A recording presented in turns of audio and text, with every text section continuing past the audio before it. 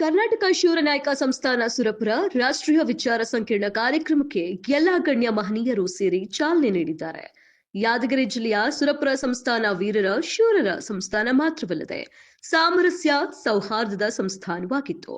ಈ ಸಂಸ್ಥಾನದ ಅರಸರು ಅನೇಕ ಜನರಹಿತ ಕಾರ್ಯಗಳೊಂದಿಗೆ ಎಲ್ಲಾ ಜಾತಿ ಧರ್ಮಗಳಿಗೆ ಪ್ರಾತಿನಿಧ್ಯಗಳನ್ನ ಕೊಟ್ಟಿದ್ರು.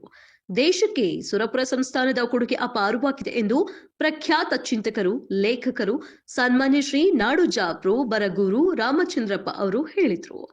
ನಗರದ ಗರುಡಾದ್ರಿ ಕಲಾ ಮಂದಿರದಲ್ಲಿ ಶುಕ್ರವಾರ ವಾಲ್ಮೀಕಿ ಅಧ್ಯಯನ ಪೀಠ, ಕನ್ನಡ ವಿಶ್ವವಿದ್ಯಾಲಯ ಹಂಪಿ, ಕರ್ನಾಟಕ ರಾಜ್ಯ ಎಲ್ಲ ಚರಿತ್ರೆಯು ಸಮಕಾಲೀನ ಅನ್ನೋದನ್ನ ಮರಿಬಾರದು.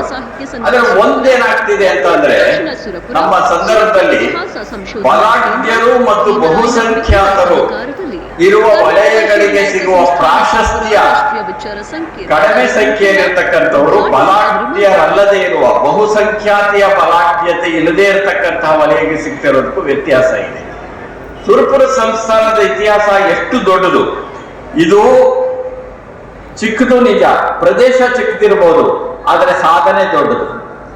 ನಾವು ಒಂದು ಪ್ರದೇಶ ಅಥವಾ ಒಂದು ಜಾತಿ, ಒಂದು ಧರ್ಮ ಇವನ್ನ ನೋಡ್ಬಿಟ್ಟು ಚರಿತ್ರೆಯನ್ನು ಅಳೆಯೋದಲ್ಲ. ಚರಿತ್ರೆಯ ಅಧ್ಯಯನಕ್ಕೆ ಜಾತಿ, ಧರ್ಮ, ಪಕ್ಷ ಇವುಗಳ ಪ್ರವೇಶವೇ ಇರಬಾರದು. ನಿಜ ಹೇಳೋದಾದ್ರೆ ಅದು ದಾಖಲೆಗೆ ಮಾತ್ರ, ಅದು ಅಷ್ಟೇನೆ. ದಾಖಲೆ ಮಾಡೋದಕ್ಕೆ ಇವರು ಇಂಥ ಜಾತಿಯವರು, ಇಂಥ ಧರ್ಮಕ್ಕೆ ಸೇರಿದವರು.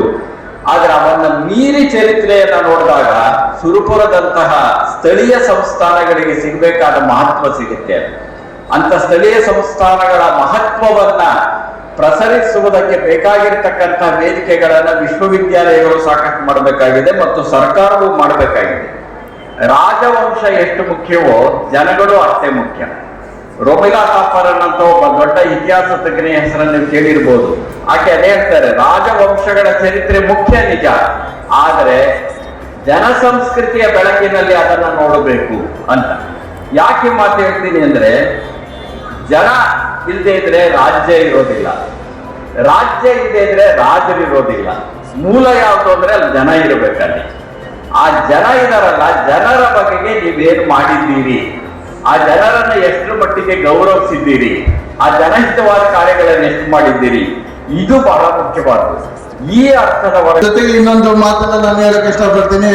ನಾನು ಸುರಪುರ ಸಗರನಾಡಗೋಸ್ಕರ ನಮ್ಮ ಸರ್ಕಾರದ ವತಿಯಿಂದ ನಾನು ಇವತ್ತಿನ ದಿವಸ ಹೇಳಕ್ ಇಷ್ಟಪಡ್ತೀನಿ. ಈ ಒಂದು ಸಂಸ್ಕೃತಿಗೋಸ್ಕರ, ಈ ಒಂದು ಇತಿಹಾಸಕ್ಕೋಸ್ಕರ ನಾನು ಮುಂದಿನ ದಿವಸದಲ್ಲಿ ಕೆಲಸ ಮಾಡ್ತೀನಿ. ಈ ಒಂದು ಇತಿಹಾಸವನ್ನ ಇನ್ನೂ ಹೆಚ್ಚಿನ ಬೆಳವಣಿಗೆಗೋಸ್ಕರ ನಾನು ಕೆಲಸ ಮಾಡ್ತೀನಿ ಅನ್ನೋ ಒಂದು ಮಾತನ್ನ ಈ ಸಂದರ್ಭದಲ್ಲಿ ನಾನು ಹೇಳಲು ಇಷ್ಟಪಡ್ತೀನಿ. ನಾನು ವಾಲ್ಮೀಕಿ ಅಧ್ಯಯನ ಪೀಠ ಹಂಪಿ ಮತ್ತು ನಮ್ಮ ಸುರಪುರದ ಓಕುಳಿ ಪ್ರಕಾಶನ ಮತ್ತು ವಿವಿಧ ಈ ಸಂಘಟನೆಗಳಿಂದ ಈ ಸುರಪುರ ಸಂಸ್ಥಾನ ಇತಿಹಾಸ ಸಂಕೀರ್ಣವನ್ನು ಆಯೋಜಿಸಿ ಇಂದು ಗೌರವಾನ್ವಿತ ಉದ್ಘಾಟಕರಾಗಿ ಬರಗೂರು ರಾಮಚಂದ್ರಪ್ಪ ಸರ್ ಅವರು ಬಂದು ಸುರಪುರ ಇತಿಹಾಸ ಮತ್ತು ನಾಡಿನ ಇತಿಹಾಸದ ಬಗ್ಗೆ ಸವಿವರವಾಗಿ ಮಾತನಾಡಿ, ಅದಲ್ಲದೆ ವೇದಿಕೆ ಮೇಲೆ ಆಸೀನರಾಗಿರುವ ಎಲ್ಲ ಹಿರಿಯರು ಮತ್ತು ನಮ್ಮ ಅಮರೇಶ್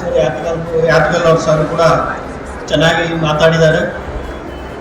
ಇದೆಲ್ಲನೂ ಜೊತೆಗೆ ಸುರಪುರ ಇತಿಹಾಸ ಇನ್ನೂ ಹೆಚ್ಚಿನ ರೀತಿಯಲ್ಲಿ ಮತ್ತು ಸಮಗ್ರವಾಗಿ ಒಂದು ಅಧ್ಯಯನ ಆಗಿ ಮತ್ತು ಎಲ್ಲ ಯುವ ಪೀಳಿಗೆಗೆ ಮತ್ತು ನಾಡಿಗೆ ಪರಿಚಯ ಆಗಬೇಕಂತೇಳಿ ಈ ಕಾರ್ಯಕ್ರಮನ ಆಯೋಜನೆ ಮಾಡಿದ ಎಲ್ಲರಿಗೂ ಅಭಿನಂದನೆಯನ್ನು ಸಲ್ಲಿಸ್ತೀನಿ.